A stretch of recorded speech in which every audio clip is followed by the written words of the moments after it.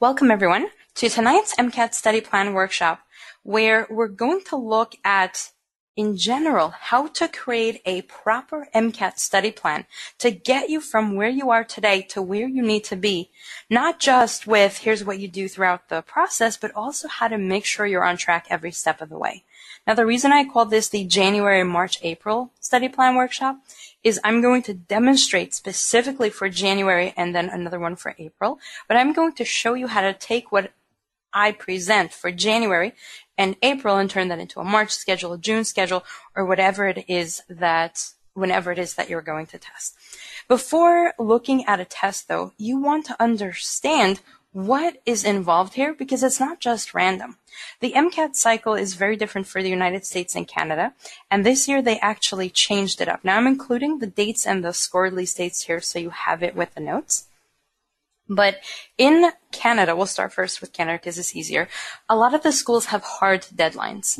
That means when they say have your application in by this date, that's it. Everybody gets their MCAT done throughout the entire year. And when that date rolls around, the application's closed, they start reviewing, they start sending secondaries, interview requests, good to go. If you're Canadian, find out the exact deadline and make sure you plan to test prior. If you're American, or not so much if you're American, if you're planning to apply to a U.S. school or a school that works on rolling admissions, that's where you want to pay attention a little bit more to the deadline. And the reason for that is with rolling admissions, your chances are different depending on when you apply. So rolling admissions simply means that it's a first come, first served basis. And if you apply earlier, they look at your everything earlier, and then they send you a secondary earlier, they send you an interview earlier or an interview invitation. And the earlier you get accepted, or rather the earlier they interview you, the more seats are still available, the greater your chances of getting accepted. Does that make sense? So how early is early? Well, there are still some deadlines that you have to pay attention to, and that is May is when applications open. This is when you can start putting your information on the website. June is when you're going to submit your application, and this is slightly different for MD and DO schools. MD schools are early June, DO schools are the middle of June, but it's the month of June. And then the verification process can take a few weeks, so that can vary depending on the time of the year. I've had students have their applications verified as early as a week and a half, and some students have, that's not a J, let's try spelling that again. And some students have their applications verified in like 5 weeks during the busy season. But one more thing to keep in mind is that it's about 30 days for the MCAT score. And the reason this is important is if you have a specific date in mind that you want to submit your exam, you have to look at the score release date as well as the MCAT date when you're trying to set up your timeline. And yes, Texas is different. Texas has a different system. So Texas students, I think it's a little bit earlier. Don't quote me on it, but you're going to have to check the website to get those deadlines. Conceptually, it's similar. And I think there's another school in Nevada that's also different. So make sure that you look at your individual schools. So we know about the cycle, and based on this is when you want to choose your test date. But the other thing you also want to look at is you. What do I mean by that? Well, if you decide I want to have my application in June, so I will have to have an MCAT that is released prior to June. That would be any of these in a perfect world. But if you have finals the first week of May, you're not taking your MCAT in May. You're going to be distracted, and one is going to suffer for the other. It's not worth it. So even though I gave you these dates, I want to point out, if you had to have your application submitted in June, and nobody can get into medical school if you study after, why the heck would they have all of these other exams? Right? Think about it. Clearly, it's got to be logical to test afterwards. And let me tell you, I have had students that have tested at the end of the cycle. They've gotten into medical school. Maybe not as many medical schools, maybe not as quickly, right? So some of them got waitlisted and get accepted later, and some don't get in. Everything has to be taken into consideration, but it is not the end of the world. Ideally, if you can have your MCAT done sometime in June, that's pretty good. You get your scores in July, your application is in by August. If you have to test in July, again, not the end of the world, but try within your power to take your MCAT before August, because once you're testing in August, submitting in September, you're already pushing the envelope a little bit. Your chances are not completely diminished, but they are a little bit lower. There's never no chance. It's just about giving yourself a better and better opportunity. Does that make sense? There is a limit to taking the MCAT, so you don't want to go in preparing to fail the MCAT, or failing meaning failing to reach your goal. You want to go in preparing to take it and ace it once. A lot of students email me and say, I want to take the MCAT in January, because then if I don't do well, I can take it again in April. How many of you have plans to do something like that? I'm seeing some yeses and some no. And I've heard some students get that advice from their advisor. That is absolutely the worst, most terrible advice. And the reason for that is every MCAT score on your record counts against you. So why would you intentionally take an exam when you're not ready and then have to take it again? Not only that, but if you're not planning to do poorly, but you're still building in that out, I almost see it as giving yourself permission not to do that well. I'm going to test in January, and I'm going to do my best, but just in case I don't really have to do my best, because I have permission to take it again later, right? It's the voice in the back of your head that lets you think that way. What we're going to look at today is actually making sure that if you're not ready, if you're thinking January and you're not ready, I'm not going to let you test in January. And this way, you only ever test once more. If you've never taken it, you test once. If you test it twice, the third time will be your last time. One more and done. And the only reason you would be retaking after this workshop, the only reason you would take your MCAT twice is if something happens on test day. So say you get really sick in the middle and you spend half of the chem phys section in the bathroom like one of my students, you can avoid your exam and take it again. Say for some reason you decided to have 4 coffees the day of your MCAT, one of my students did that, and you get so dizzy the screen isn't clear in front of you, you avoid your exam, you take it again. If there's loud construction happening next door to the testing center and you just can't concentrate and you decide, you know what, I'm avoiding my exam, I'm testing again. Those are things that have happened to my students recently, and those are very good reasons for retaking your MCAT, but not because you plan to go in and do poorly.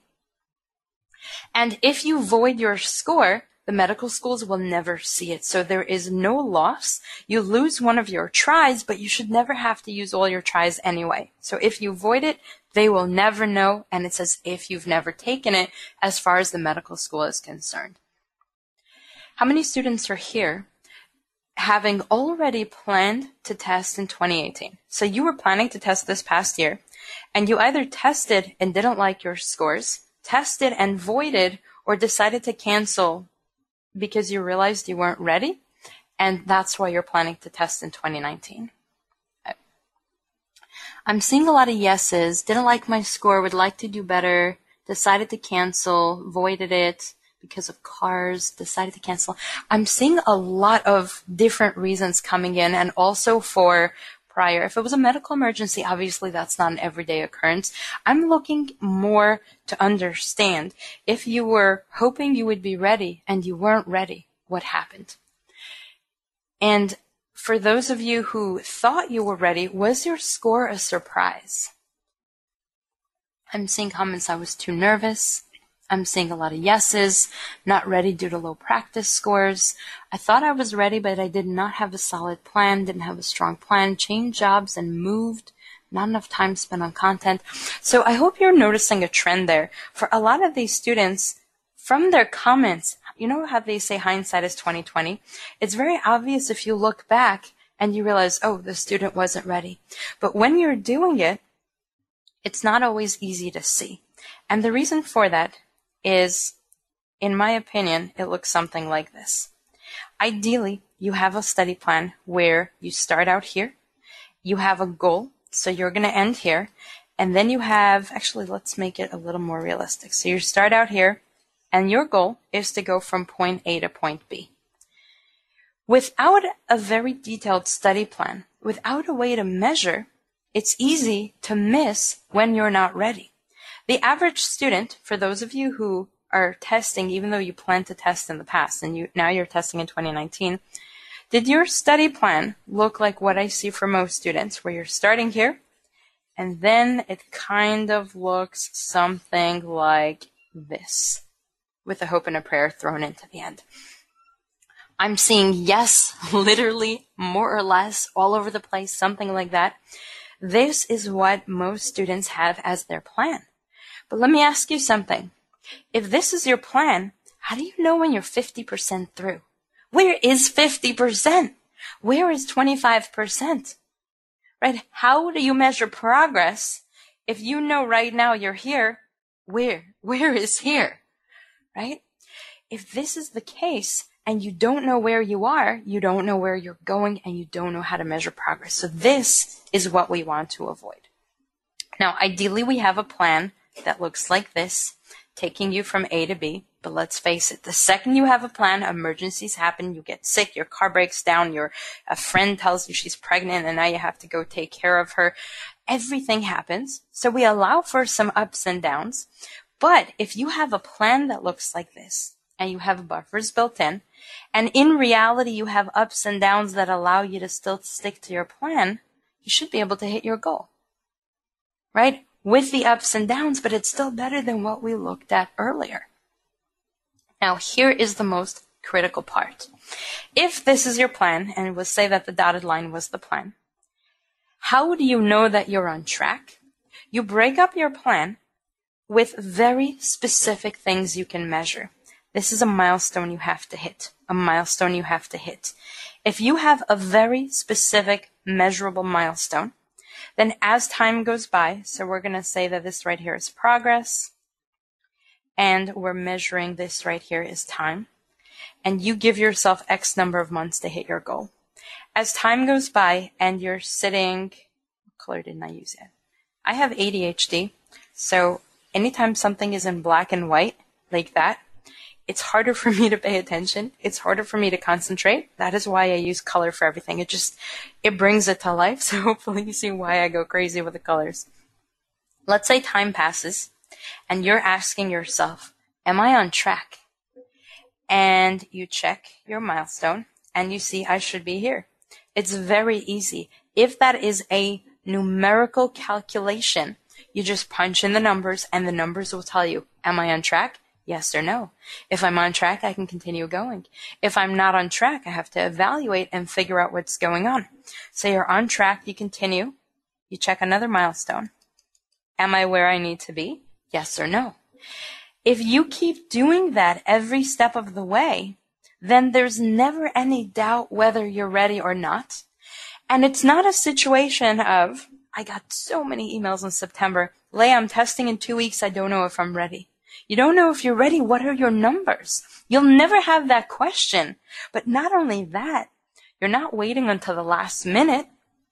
If you take 10%, whatever this graph is, the first 10%, you will already know 1 week in, am I on track or not? 1 month in, am I on track or not?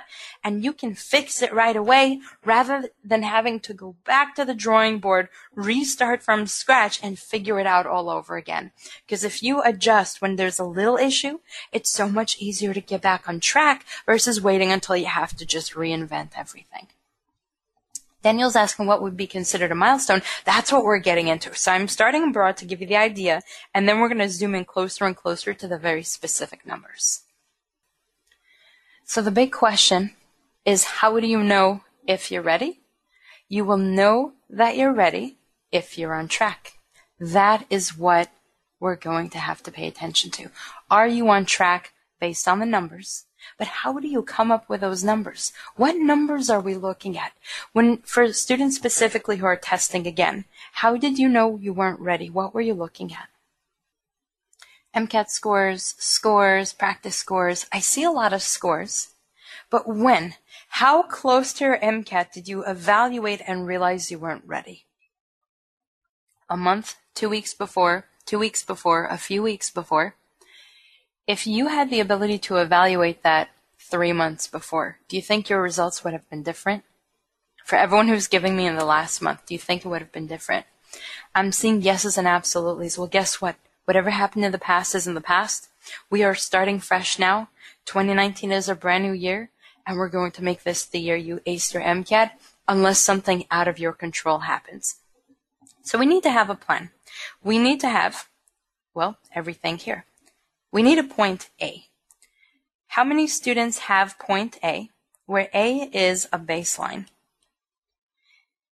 If you have a target, but you don't know where you're starting out, how do you know where you're going? Right? You have to have a starting point. A starting point is going to be a baseline score, and this is going to be a full length under realistic conditions.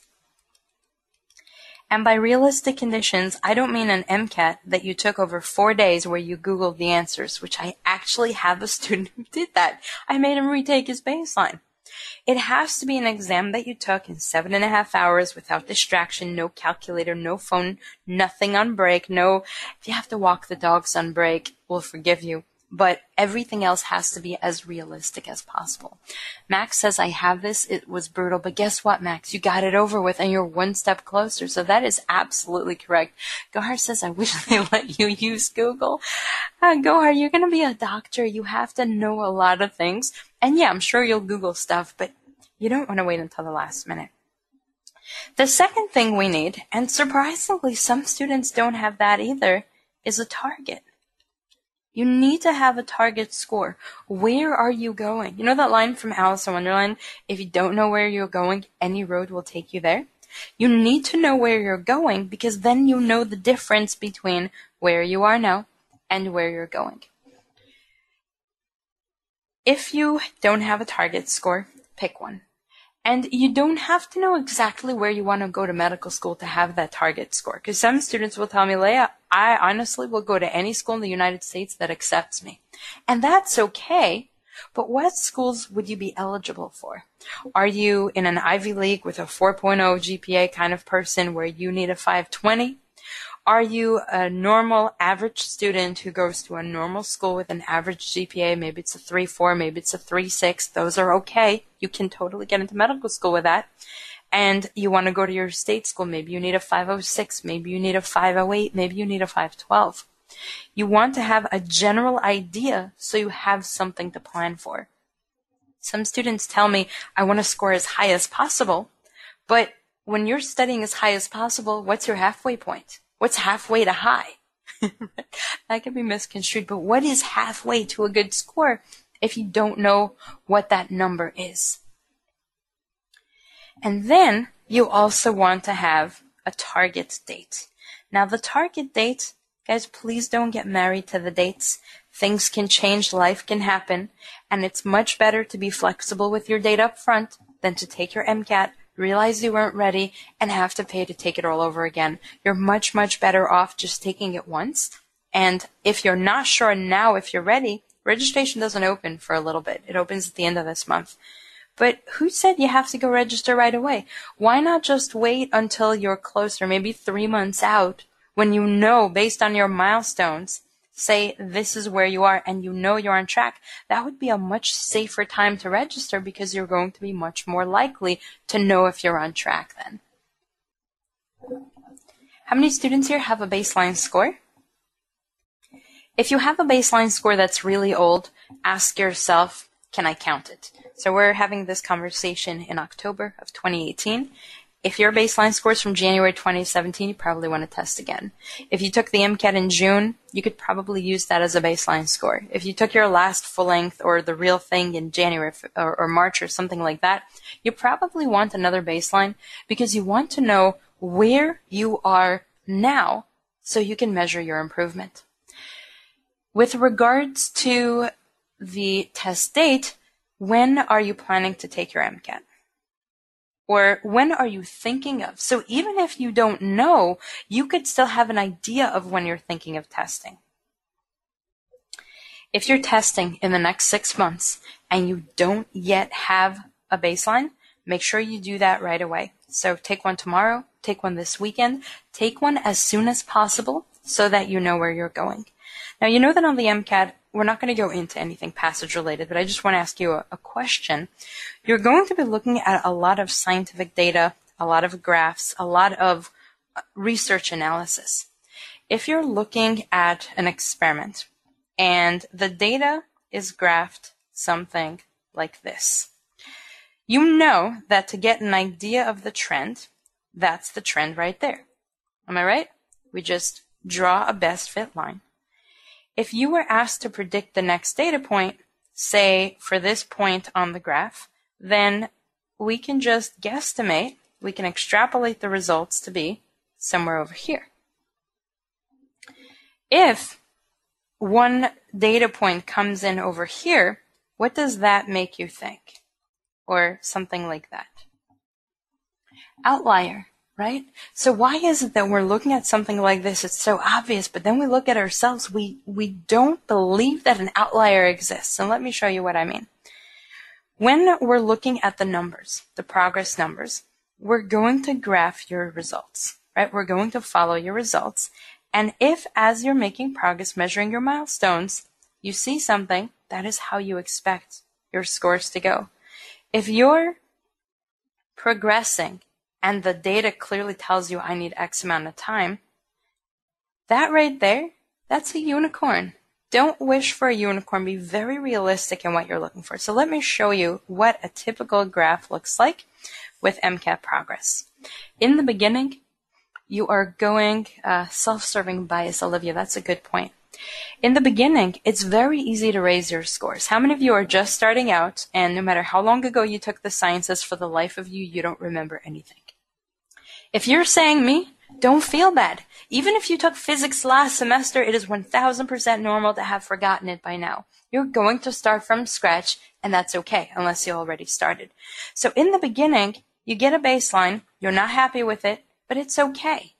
You start studying, and then you take an MCAT, you take a full length, and on your exam, there's an amino acid question, and you're thinking, wow, I remember the amino acids, but I don't remember phenylalanine. Like, I know it's one of the amino acids, but I don't remember what it does, so I don't know how it'll interact with X, Y, Z.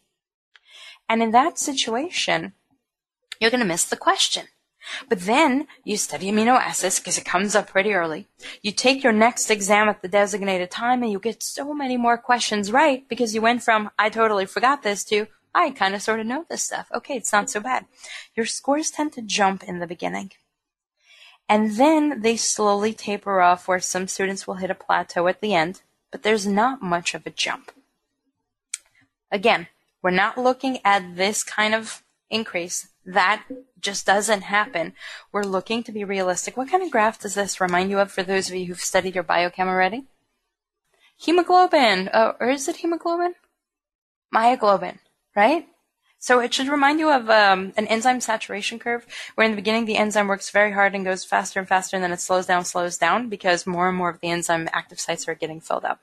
This is typically what I see, where we're going to look at this in more detail later, but this is typically, say, phase 1. You get a big jump. Actually, you don't get that big of a jump. Phase 1, you just fill in a lot of the content. Phase 2, actually, that would probably be phase 2.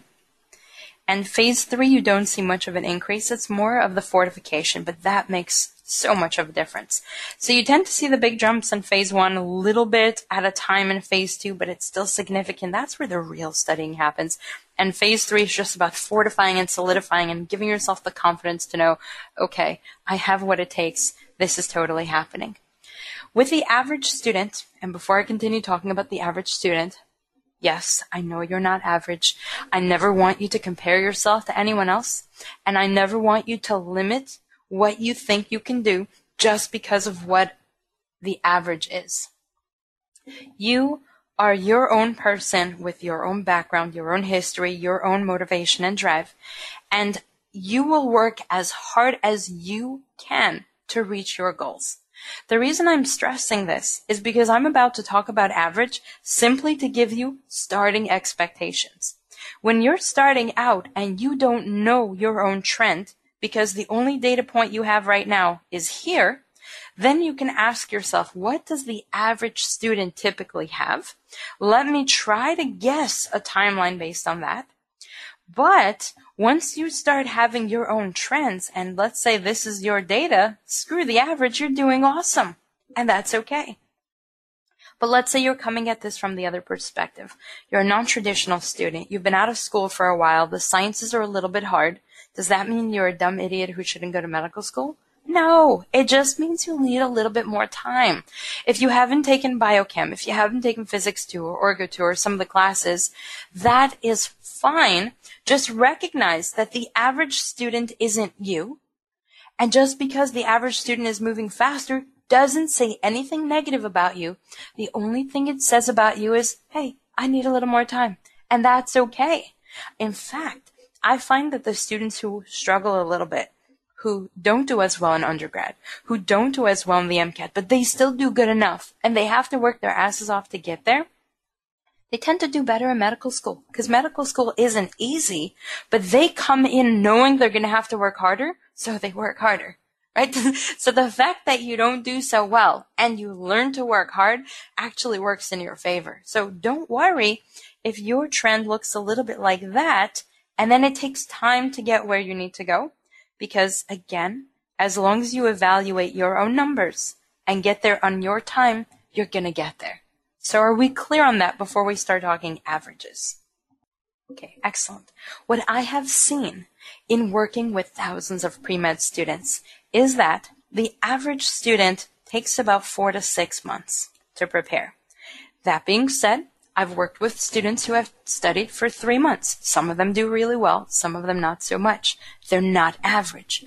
I have worked with students who have studied for a year, and it takes them that long because, again, they're not average, but each student has to understand what they need individually. So 4 to 6 months is a good starting point when you're thinking about how to study. If you're not sure, just go with 6 to be safe. Better to give yourself more time than to find yourself with your back against the wall rushing to test because you ran out of time. Plan for the extra time in advance. The other thing I've seen is with an average student, the increase is anywhere less than or equal to 15 points. So if you're looking at your baseline and you have a 490 and you want a 520, that's a plus 30. Chances are it's not happening in 4 to 6 months. Chances are it's probably not even happening in a year. 30 points is a lot. Now, if you absolutely have to go up 30 points, then okay. I'm working with a student right now who's been studying for the MCAT for well over a year, but her baseline was a 478. She's close to a 500 now. Do you realize what a crazy jump that is? And yes, it's taken her time. We've had to go back and relearn every single science with her, but she's getting there. You just have to give yourself the time you need. But initially, this is what you can consider when trying to understand what the average student is capable of. So you're not average, but this is a starting point. You're going to create your own graph. So far, so good? Now here's the most important part. If you know your graph, that's your milestone. That's your milestone. That's your milestone. That's your milestone. If something happens here, that's an outlier. But for the most part, you want to measure where you are every step of the way and ask yourself, am I on track or not? This right here is what I have found to be the most critical thing that is missing from so many student study plans, especially when I work with a student that has already failed in the past. And when I say failed, I mean they didn't reach their goal. Not that they're a failure, just they didn't reach their target, and that's why they came to me. What I find with most students is that they didn't have an increasing plan, a plan that gets them from A to B slowly, and they didn't have ways to check along the way. So if we accomplish just one thing today, it's for you to know up front what you have to see every step of the way. And then you're going to measure it and you go from there. Obviously, you're going to work your ass off. You're going to work very hard, but you want to make sure you know where you're going. Question. I want to score a 520 on the MCAT. Is it possible to jump from a 488 this coming January? I'm not going to tell you what is or isn't possible, but without knowing anything about you, I'm going to say that's probably not feasible. And by probably, I mean I would love to hear if you hit the 520. Okay. Oh, okay. I shouldn't have answered that question, guys. This is a can of worms. Don't ask me, is this possible or is that possible? Because we can spend an hour on that. Instead, so the student was asking from a 488 to a 520. What you're going to have to do, and I'm just going to use your question as an example. So what you're going to have to do is say 488, starting point, 488. Goal, 520. October, November, December, January. I'm going to show you how to do this in more detail, but here's what you do. You take your first 2 milestones. Are they on track? Excellent. Are they not on track? Not excellent. What am I going to do as a result? So anyone who's asking me, is it possible or not? That's one data point. Get a few more, create a graph, go from there, evaluate along the way. So I didn't mean to go into this because, again, we could spend an hour on this, but does this make sense how you will be the one who figures out if it's possible based on looking at your numbers? Excellent. All right. As a rule, I really, really don't like answering what are my chances questions because